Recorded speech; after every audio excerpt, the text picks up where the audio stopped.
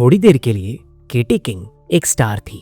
Victorian London के उस समय में जब औरतों के लिए बहुत कम मौके थे, केटी ने अखबारों के हेडलाइंस में जगह बनाई और शहर के कुछ सबसे मशहूर लोगों का ध्यान अपनी तरफ खींच लिया था। सिर्फ लंदन ही नहीं बल्कि अमेरिका तक उसके फैंस थे। उसके डिवोटीज में अमेरिकन वाइस प्रेसिडेंट, एक कांग्रेस मेंबर, एक ब्रिटिश साइंटिस्ट और कई मशहूर लेखक शामिल थे। केटी जवान, खूबसूरत और बड़ी ही चार्मिंग थी। उसका बैकग्राउंड भी बड़ा मिस्टीरियस था। उसके बाप एक अमीर और मशहूर आदमी था जो अपने जमाने का एक बड़ा नाम था। यहाँ पे एक छोटी सी दिक्कत थी, केटी किंग एक्चुअली में मर चुकी थी। अब 1848 की ठंडी रात में केट और मैगी फॉक्स ने पहली बार दूसरी दुनिया से कांटेक्ट करने की कोशिश की। उनकी मां हैरान और डर से सिर्फ देखती रहीं जब दोनों बहनें मिस्टर स्प्लिटफुट के नाम से एक स्पिरिट से बात करने लगी थीं। अब इस पूरे प्रोसेस को बाद में स्पिरिट रैपिम बोला गया। दोनों बहनें सवाल करती थी और स्पिरिट तेज आवाज में जवाब देता था। ऐसे ही मिस्टर स्प्लिटफुट ने अपना असली नाम चार्ल्स बी रोजना बताया, एक 31 साल का पेडलर जो 5 साल पहले उनके घर में मारा गया था। जब केट और मैगी अपनी बड़ी बहन के घर रोचेस्टर गईं तो ये आवाज वहां भी आने लगी। जल्दी ही फोक सिस्टर्स मशहूर हो गई। उन्होंने पब्लिक सियांस शुरू किया जहां लोग पैसे देकर उनका साइकिक एक्ट देखने आते थे। अब धीरे धीरे और मीडियम्स भी यही करने लगे और स्पिरिचुअलिज्म एक मूवमेंट बन गया था जो पूरे वेस्टर्न दुनिया में फैल गया। लेकिन अब सिर्फ स्पिरिट रैपिंग से बात करना लोगों को काफी नहीं लगता था। टॉप मीडियम्स ने और एडवांस एक्ट डेवलप कर लिए। ट्रांस में चले जाना, स्पिरिट्स गाइड की आवाज चैनल करना और तो और ज़्यादा सोफिस्टिकेटेड प्रॉप्स यूज करना जैसे स्पिरिट स्लेट्स, कैबिनेट्स और सियान्स टेबल्स। कुछ मीडियम्स तो स्पिरिट्स का पूरा फॉर्म दिखाने लगे। ऐसे ही एक मीडियम थी फ्लोरेंस, जिसको हम फ्लोरी कुक जानेंगे। अब 1856 में लंदन में ईस्ट एंड में पैदा हुई फ्लोरिक बचपन से स्पिरिट्स की आवाज़ें सुनने का दावा करती थी। महज 15 साल की उम्र में उन्होंने अपने स्कूलमेट्स के सामने एक टेबल को हवा में 4 फुट तक उठा दिया। तभी उसकी असली साइकेट्रिक पावर्स का पता चला। जल्द ही उसने मशहूर मीडियम फ्रैंक हेरन और चार्ल्स विलियम के साथ अपनी कला को और ज़्यादा निखारा।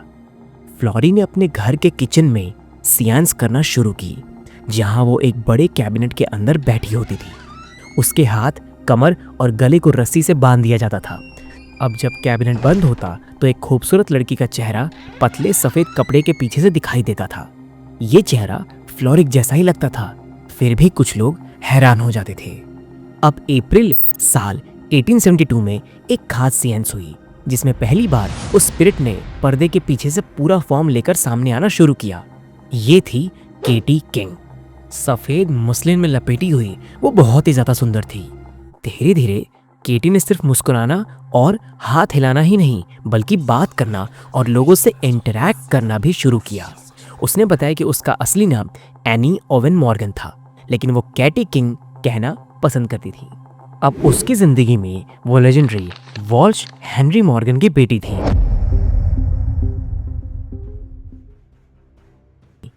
केटी किंग ने फ्लोरी को लंदन के सबसे गिफ्टेड मीडियम बना दिया, लेकिन सब लोग इस बात को सच नहीं मानते थे। 9 दिसंबर साल 1873 को विलियम वॉल्कम नाम का एक लॉयर ने इस सियांस अटेंड किया।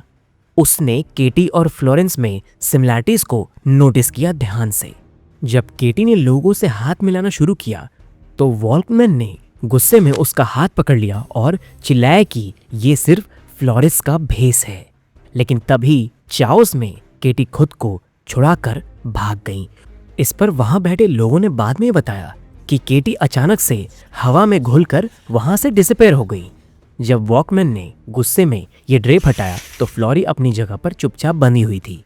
अब ये इंसिडेंट फ्लोरी के लिए सिंपैथी ले गया, लेकिन डाउट्स भी बढ़ गए। अपने पावर्स को प्रूव करने के लिए फ्लोरी ने सर विलियम क्रूक्स से कांटेक्ट किया।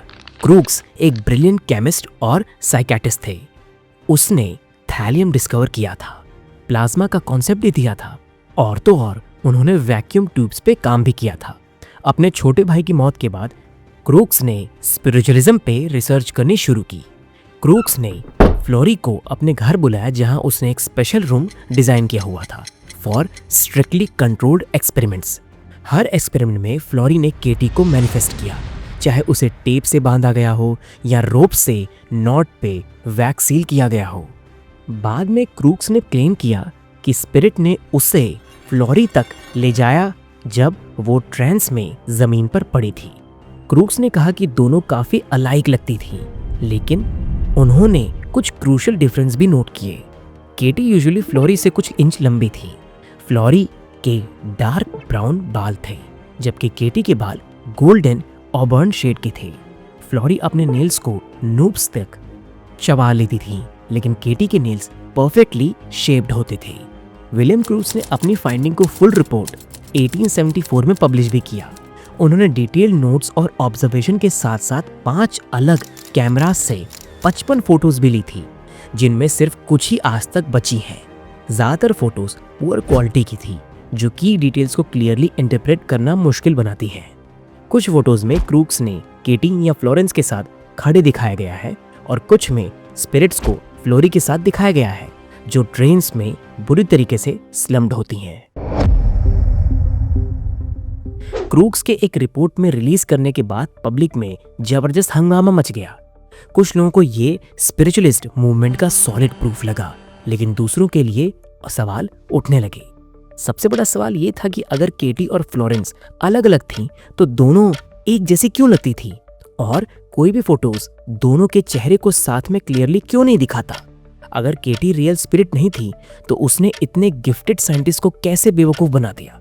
जब ये कंट्रोवर्सी बढ़ गई, फ्लोरेंस ने अनाउंस किया कि उनकी स्पिरिट पार्टनर अब हमेशा के लिए अलविदा कह रही है। कुक फैमिली के अंदर घर में फिलहाल सियांस के दौरान उन्होंने इमोशनल गुड बाय किया और फ्लोरी ने अपने मीडियमशिप से ब्रेक ले लिया ताकि अपने नए मैरिज पर वो अच्छे तरीके से ध्यान दे सके। लेकिन केटी का डिपार्चर ज्यादा लंबा नहीं रहा। फिलाडेल्फिया के डाउनटाउन में एक स्टेशनरी शॉप के 2nd फ्लोर के एक छोटे से अपार्टमेंट में नेल्सन और जेनी होम्स के स्पिरिट कैबिनेट एक सुंदर लड़की की घोंसले फिगर में इमर्ज हुई। ये है केटी किंग। तो जैसे लंदन में केटी फेमस हुई, यहाँ पे भी केटी अमेरिका ऑडियंस में बहुत ही ज्यादा हिट हो गई। होम्स कपल ने भी सीएनएन के 2 शो रोजाना बेचने शुरू कर दिए, महज $1 पर हेड के हिसाब से। समर 1874 तक केटी किंग ने इतनी ज्यादा पॉपुलैरिटी गेन कर ली कि वो अमेरिका के पहले हाई प्रोफाइल किडनैपिंग केस से भी जुड़ गई। जब जर्मन टाउन फिलाडेल्फिया के एक वेल्दी सेक्शन से 4 साल का चार्ली रॉस किडनैप हो गया और रैंसम मंगाया गया, स्पिरिचुअलिस्ट कम्युनिटी को लगा कि ये केस सिर्फ मीडियम्स और केटी किंग ही सॉल्व कर सकते हैं। लेकिन होम्स कपल ने किडनैपिंग में कोई इंटरेस्ट नहीं दिखाया और ना ही केटी ने।